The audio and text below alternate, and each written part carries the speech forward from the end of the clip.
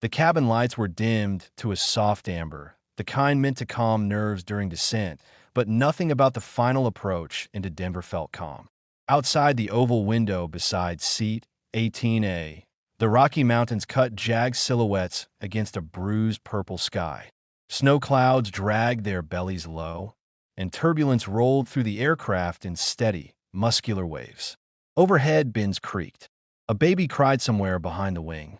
The seatbelt sign chimed on again, as if it had ever really gone off. The girl in 18A sat perfectly still. Most passengers noticed her only because she was doing the opposite of what everyone else was doing. While others clutched armrests or stared at their phones, she sat with her hands folded loosely on her lap, eyes closed, breathing slow and even. She looked young, early 20s, maybe dark hair pulled back into a low knot, no makeup, plain gray hoodie, sneakers scuffed from honest use. A small canvas backpack rested at her feet instead of the usual rolling carry-on. If you glanced at her, you'd assume she was just another quiet traveler trying to get home before the storm hit. You would be wrong. The captain's voice crackled over the intercom, calm but tight around the edges. Ladies and gentlemen, this is your captain speaking. We're beginning our final descent. Weather is a little rough tonight, so please remain seated with your seatbelts fastened. Cabin crew, prepare for landing. Applause never came in announcements like this, but there was a collective exhale. The runway was close. Everyone could almost taste it. The relief of solid ground, the promise of warm terminals and coffee and rides waiting beyond the glass doors. In the cockpit, Captain Robert Hale leaned forward slightly, one hand steady on the yoke, the other adjusting the throttle. He had flown this approach hundreds of times. His co-pilot, First Officer Mark Jensen, monitored instruments with practiced efficiency, calling out airspeed and altitude. The plane cut through turbulence like a blade through rough water, stable, responsive, alive. Then Hale felt like T first. It was just pressure, an iron band tightening across his chest. He ignored it. Pilots ignored a lot of things. Stress, fatigue, hunger. But the pressure sharpened, turned electric, radiating down his left arm, up into his jaw. His vision tunneled for half a heartbeat. Hale? Jensen asked, glancing sideways. You good? Hale opened his mouth to answer, and nothing came out. The cockpit seemed to tilt, instruments blurring. His fingers went numb on the yoke. At the word died, the pressure became pain. A cold sweat broke across his forehead. Then the captain collapsed. His body slumped forward, weight dragging against the controls. The yoke jerked. An alarm barked. Jensen swore and grabbed the controls, fighting to keep the nose level as the aircraft shuddered through a pocket of rough air. Captain down. Jensen snapped into the headset. Captain down. I have control. In the cabin, the plane lurched. Not a dramatic drop, but enough to send a ripple of fear through the rows. Gasps followed. A flight attendant stumbled, caught herself on a seat back, eyes wide. Ladies and gentlemen, a different voice came over the intercom now, tighter, younger. Please remain seated. We're handling a situation in the cockpit. That was all it took. Fear spread faster than turbulence. Whispers became murmurs. Murmurs edged toward panic. Phones came out. Someone started praying out loud. Another passenger demanded answers from a flight attendant who didn't have any to give it. In seat 18A. The quiet girl opened her eyes. She felt it before she heard it. The subtle change in the aircraft's behavior, the slightly uneven correction, the micro delays that spoke of a single pilot suddenly managing a workload meant for two. Her gaze flicked to the wing, noting flap position, engine tone, angle of descent. She listened, not just to the intercom, but to the plane itself. Every aircraft had a voice. You just had to know how to listen. Her fingers flexed once. The flight attendant reached her row, voice trembling as she tried to sound professional. Ma'am, sir, please remain seated. Everything is under control. The girl looked up at her, eyes steady. The captain collapsed, she said quietly. It wasn't a question. The attendant froze. How did you? You need help in the cockpit, the girl continued, already unbuckling her seatbelt. Now, several heads turned. A man across the aisle scoffed. Sit down, lady. You're not helping. The girl stood anyway. She was shorter than the attendant by a few inches, but there was something in her posture, an economy of movement, a certainty that made the attendant step aside without fully understanding why. "I can help," the girl said again, louder this time, pitching her voice to carry without sounding panicked. "I'm a pilot." Laughter barked from somewhere near the back. "Yeah, and I'm Batman." The attendant hesitated, torn between training and instinct. "Ma'am, I can't let you—" "Ask me," the girl interrupted gently. "Ask me anything you need to know." The attendant swallowed. "What aircraft?" "737 to 800, the girl replied instantly. "CFM 56 engines."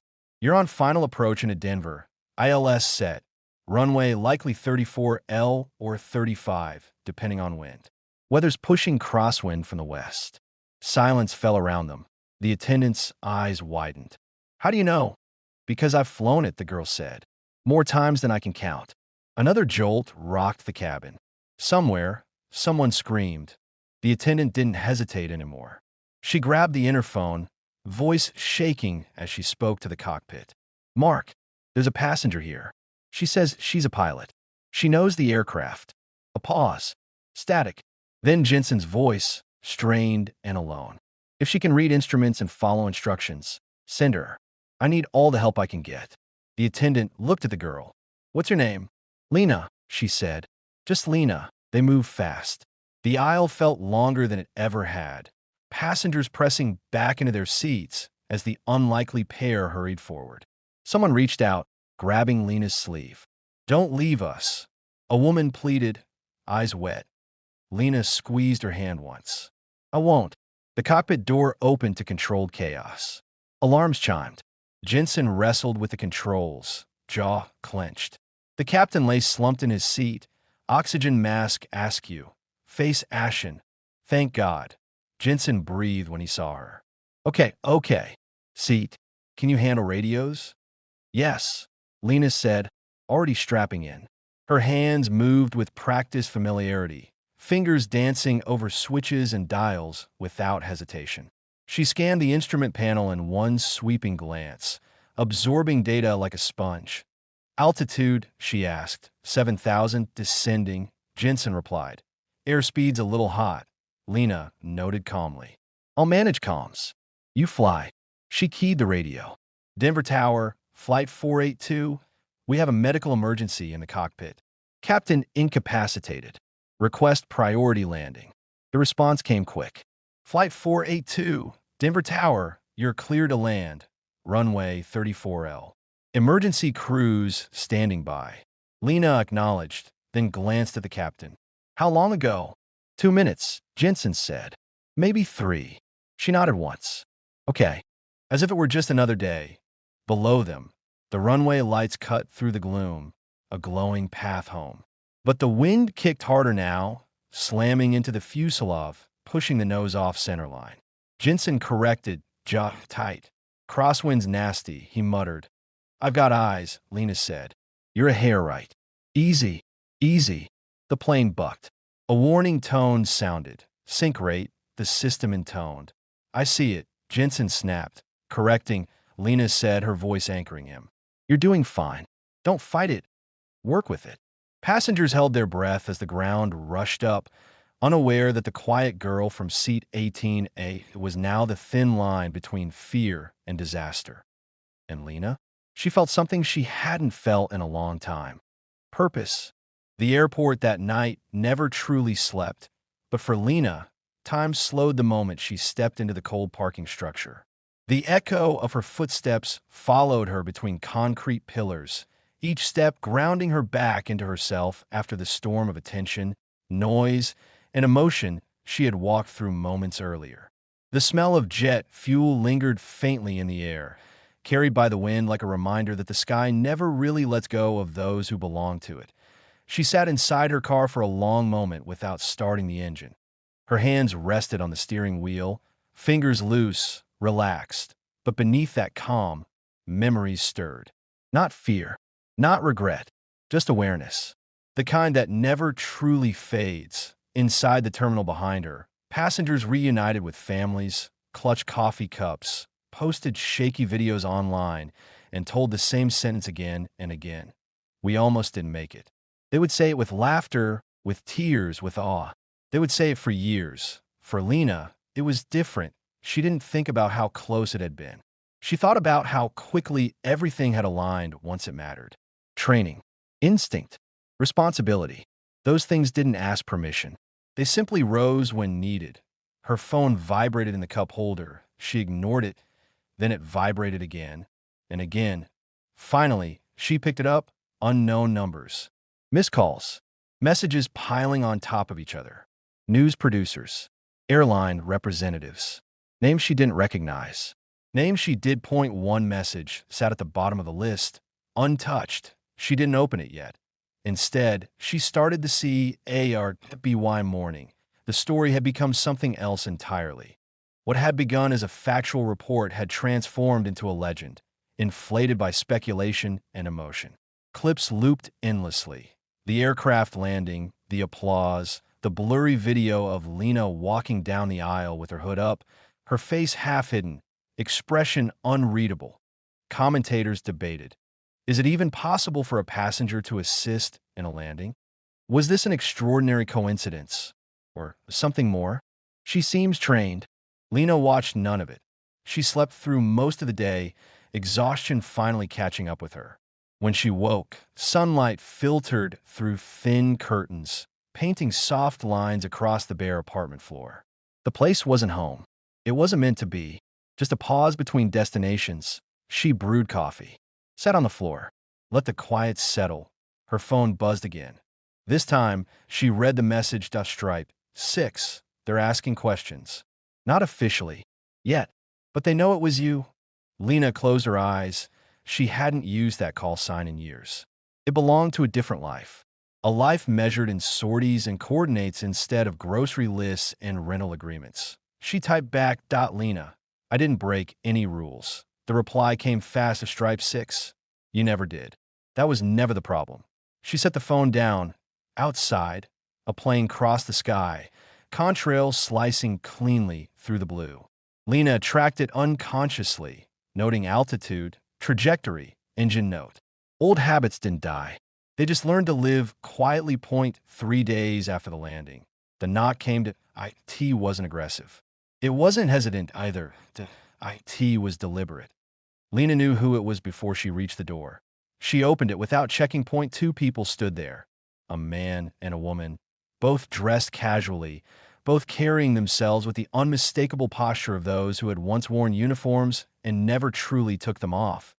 Captain Elena Morales, the woman said calmly. Thank you for opening the door. Lena stepped aside. You should have called. The man smiled faintly. You wouldn't have answered. They weren't wrong. Inside, they didn't sit until she did. They didn't crowd her space. They spoke with respect, not authority. We're not here to pull you back in, the woman said. We're here because of what you reminded people of. And what's that? Lena asked. That competence saves lives, the man said. Quietly, without speeches. Lena leaned back. You could have sent an email. This isn't an email conversation, the woman replied. They talked for a long time. They talked about aviation safety, about training gaps, about young pilots who had never flown without automation and froze when systems failed, about simulators that couldn't replicate pressure, only procedure. And finally, they talked about her. You walked away, the man said. But you never stopped being what you are. Lena didn't argue, because that was true. When they left, they didn't ask for a commitment. They didn't need one. A week later, Lena stood on a quiet airstrip as dawn stretched across the horizon. The sky blushed pink and gold, clouds lit from below like embers. A line of small training aircraft sat ready, dew glinting on their wings. Young pilots gathered nearby, some confident, some visibly nervous. They whispered to each other, glancing at her with curiosity. They knew the story. They just didn't know her. Lena said nothing at first. She walked around one aircraft, running her fingers along the fuselage, checking surfaces out of habit. Then she turned to them. Flying isn't about talent, she said. It's about responsibility. They stilled. When things go wrong, and they will, you don't rise to the occasion. You fall to the level of your preparation. She paused, letting the words sink in. Prepare properly. That was the lesson. She didn't tell them about Flight 482. She didn't mention Seat 18A. She didn't need to. They learned by watching her hands. Her posture. Her calm point one trainee finally raised a hand.